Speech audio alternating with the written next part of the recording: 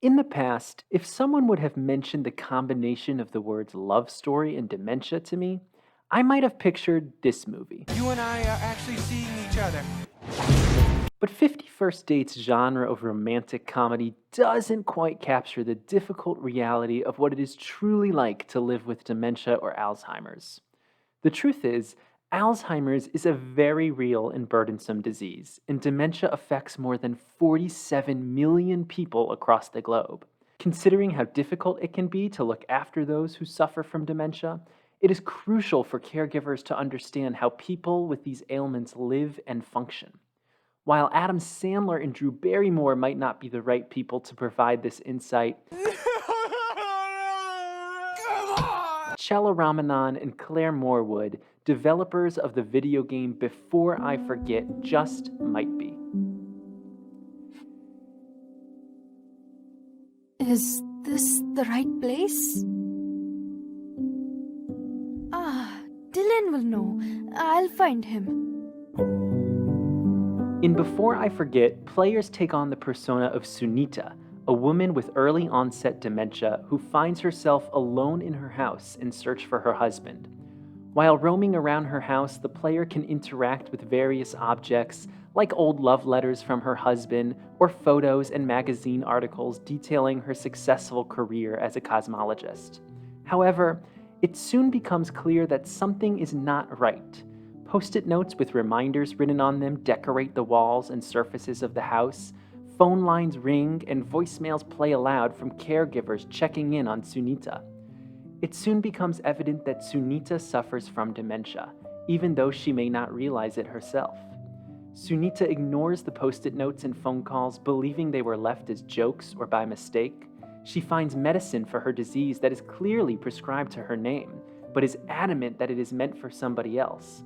To an outsider, Sunita's refusal to accept her disease appears illogical.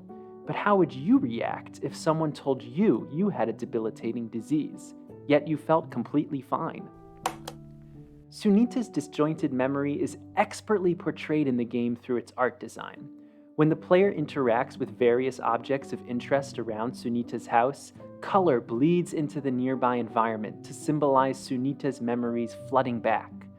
Over the course of the game, players learn about Sunita's relationship with her husband Damien, her past growing up in India, and her success as a scientist.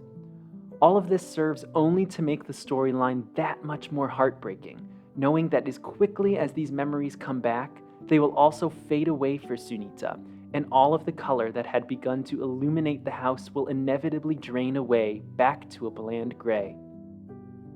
The game's use of time and space is also used to immerse the player and build within them a state of confusion similar to what Sunita is experiencing.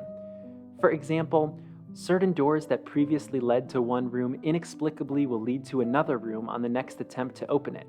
In one powerful scene, Sunita feels the sudden urge to use the bathroom and must race to the toilet as fast as possible. On my playthrough, I remembered which door led to the bathroom, so I quickly made a beeline in that direction. But when I opened the door, I ended up in a familiar closet that I had thought was initially at the opposite side of the hall. I tried another door and another and another, but I always ended up back in the closet.